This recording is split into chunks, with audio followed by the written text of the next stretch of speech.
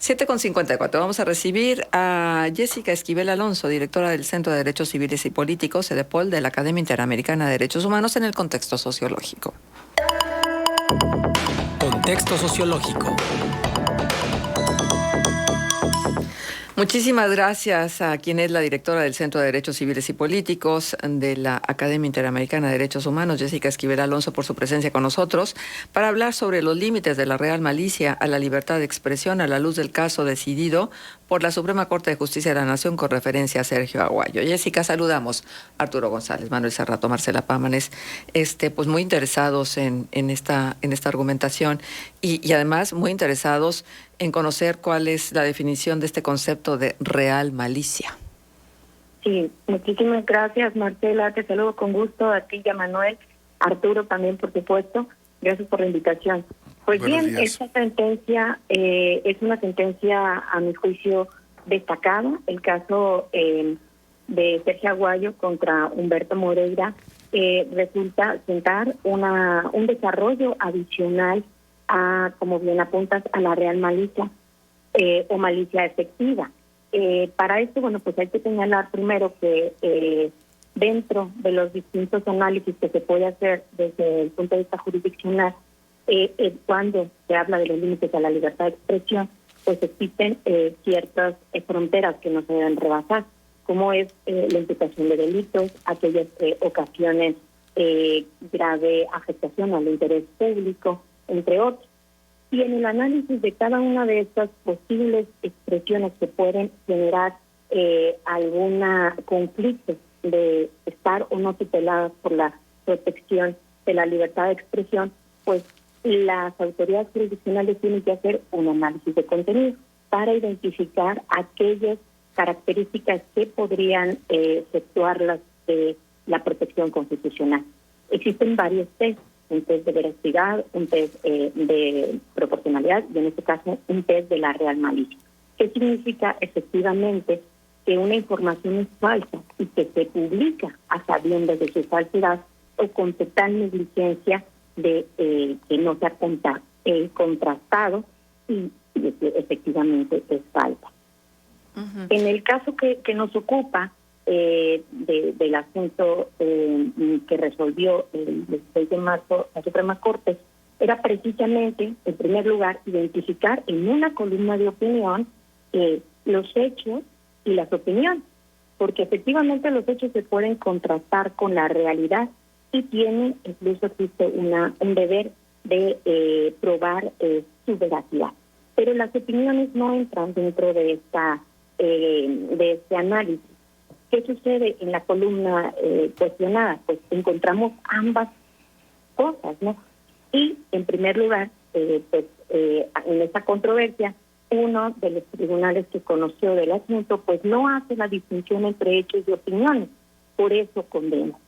Y resulta que es hasta la Suprema Corte cuando hace esta distinción y dice, por una parte, efectivamente la columna se apoya en hechos, como pues las carpetas de investigación, hechos de la detención, etcétera, ciertas características que apoyan la columna. No obstante, también advierte que hay opiniones que pueden ser incómodas, que pueden ser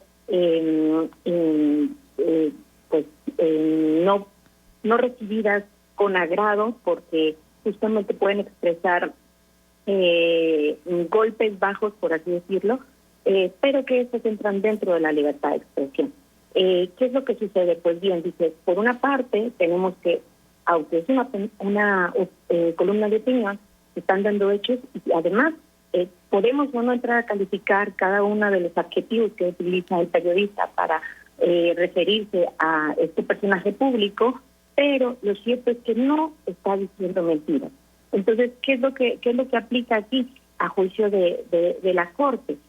Pues se hace un estándar en el que señala que es un límite a la veracidad y lo denomina como sustento fáctico suficiente. ¿Qué quiere decir? Que la presencia de datos de conocimiento público y verificados en la propia columna, así como las citas de fuentes fiables y diligentemente contrastadas, pues eximen de esa responsabilidad. Uh-huh. Qué interesante.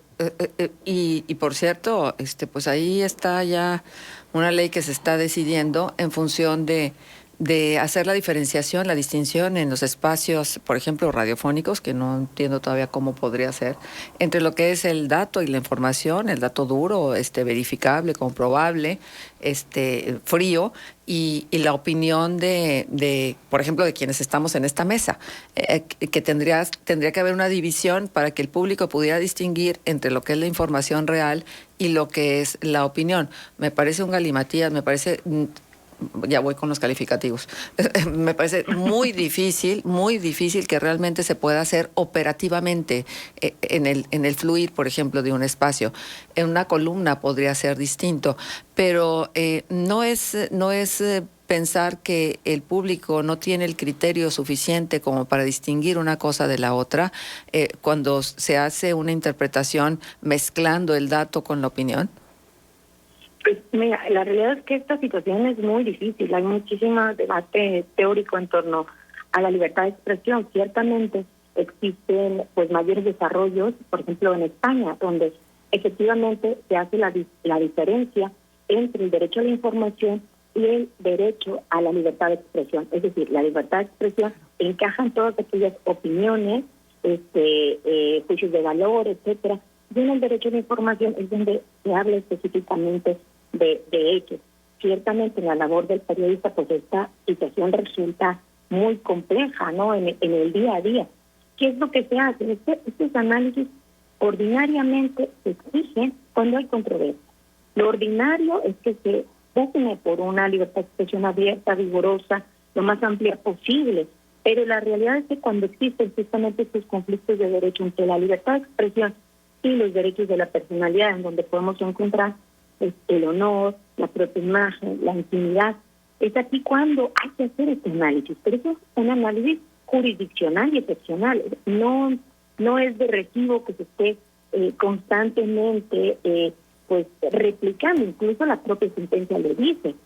Aunque el periodista Sergio Aguayo no expresa abiertamente esta excepción de veracidad, pues se advierte de la lectura de su columna. Lo mismo en el ejercicio del periodismo, porque de lo contrario también esto podría resultar un arma de doble filo, podría restringir, autocensurar, limitar a los periodistas, incluso la propia sentencia nuevamente lo dice, que con esta exigencia se estaría entonces también incurriendo en restringir el periodismo de investigación si, por ejemplo, se exige que siempre se esté citando sentencias plenas, ¿no? Entonces, basta con un deber de diligencia, ¿sí? No quiere decir que podamos decir todo su sustento fáctico cuando sabemos que es falso, pero un mínimo deber de diligencia, y en este ejercicio pues creo que pueden convivir amplios derechos, los derechos de la libertad de expresión y los de la personalidad, pues en términos sanos y esperables en una democracia. Uh-huh. Doctora, buenos días, saluda Manuel Cerrato. Justamente en este conflicto, por decirlo de alguna manera, o en este desencuentro que hubo entre el gobierno mexicano y el Parlamento Europeo por estas resoluciones y estas críticas también, que pues bueno, obviamente radiografiaban muchas de las realidades del país, y entre ello pues se señalaba la ineficacia del mecanismo de protección a periodistas y a defensores de derechos humanos, algo que si bien obvio pues molestó mucho al gobierno de México, la realidad es que ese mecanismo ha sido ineficiente casi desde su creación, ¿no? Incluso desde tiempos de Felipe Calderón se había hecho esta crítica, que el mecanismo no siempre se activa como correspondería, o cuando se activa no se brinda la protección necesaria, en un contexto donde, bueno, en lo que va de este año, lo sabemos, han sido asesinados 8 periodistas en el país, pero además, y lo conversábamos hace algunos meses con Artículo 19, durante 2020 se reportaban una agresión a la prensa o comunicadores cada 13 horas en el país, lo cual habla de que, bueno, el derecho a la libertad de expresión no necesariamente se está garantizando. ¿Qué se debería hacer tanto de la parte ciudadana como de la parte de organismos de la sociedad civil y de la parte de los propios medios de comunicación, pues para que las autoridades que deben garantizar ese derecho pues respondan a las exigencias, o sea, que estén a la altura las acciones que tomen? Sí. Uy, Manuel, pues planteaste, la verdad es que la pregunta del millón. Es realmente muy complejo garantizar en un estado en el que, como bien señalas, pues somos un país que ha sido señalado a nivel internacional justo por no cuidar a sus periodistas, por tener pues un número importante de agresiones, incluso de homicidios en contra de este grupo vulnerable, porque el propio ejercicio de la profesión somete a estos riesgos a los periodistas. Ujú. La realidad es que se puede iniciar pues con una capacitación, con un reconocimiento del mecanismo de cada una de las etapas, con una sensibilización, desde luego, en torno a lo que comprende la libertad de expresión. Justamente algunas autoridades no son sensibles a estas distinciones. Es lo que, por ejemplo, sucede en el caso de Sergio Aguayo. Estamos hablando de un periodista en contra de un personaje de relevancia pública. Sí. Entonces, ciertamente este es un ingrediente muy importante, porque no estamos hablando de un particular en el que probablemente su esfera de protección a la intimidad es muchísimo más amplia que una persona con relevancia pública que en ejercicio propiamente de su actividad profesional y como servidor, pues impacta y hay actividades que interesan a la sociedad en general. Entonces el escrutinio es más estricto y desde luego el ejercicio del periodismo también se acompañará de esta investigación. Y eso también lo deben de entender las autoridades, que pues tienen una esfera de protección más restringida que un particular, y que además el periodista, pues también seguidor y conocedor de este ejercicio, pues tendrá fuentes, seguirá estas diligencias que marca también la ley, y de alguna manera pues este acompañamiento y esta sensibilización permitirá probablemente pues generar mejores condiciones. Pero desde luego pues es un problema endémico, estructural, que requiere de mucha atención en diferentes áreas, pero creo que empezar con la capacitación y sensibilización pues sería un buen inicio. Muy bien. Doctora, le saluda Arturo González, buenos días. ¿No salva el derecho de réplica todos los diferendos, todas las controversias relacionadas con la publicación de juicios o hechos que pudieran considerar, en algún caso, un político como atentatorios a su fama o a su buen nombre? Arturo, buenos días. No necesariamente, porque justo, y también esta sentencia nos ilustra, hay diferentes competencias o marcos aplicables, ¿sí? En el caso, si recuerdas, incluso la sentencia inicia pues haciendo alusión justamente a esta diferencia. Por una parte se decía, no, pues se aplica el Código Civil justamente en las partes que comprenden pues a la calumnia, probablemente a la difamación, pero también existe en el caso la Ley de Responsabilidad Civil para la protección a la vida privada, al honor y a la propia imagen.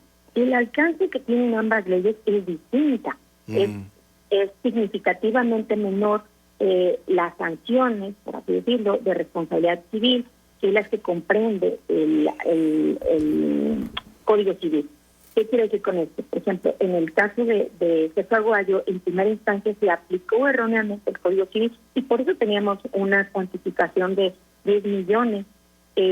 Cuando, si se hubiera aplicado la otra ley, en caso de haber sido condenatorio, que no es, pues hubiera sido significativamente menor. Ahora, el derecho de réplica efectivamente da la oportunidad de poder en los mismos medios y condiciones pues desenmascarar o señalar que efectivamente la información fue inexacta, fue falsa, pero el alcance y la reparación material de los derechos de la personalidad no siempre encuentran satisfacción con el derecho de réplica, porque la exposición o el alcance que tenga justamente la nota que fue calificada como falsa no siempre es proporcional con esta manera de intentar subsanar o reparar algún derecho lesionado, como el honor, la propia imagen o la privacidad. Bien, pues un gusto haber podido conversar con la doctora Jessica Esquivel Alonso, directora del Centro de Derechos Civiles y Políticos de la Academia Interamericana de Derechos Humanos, sobre este tema. Muchas gracias, Jessica, un gusto haberte escuchado. Al contrario, muchísimas gracias, Marcela, Manuel, Arturo. Buenos días. Buenos días. Gracias, Buenos días. doctora, buenos días. Son las 8 de la mañana con 10 minutos, tiempo de pausa, volvemos ya. Contextos. El programa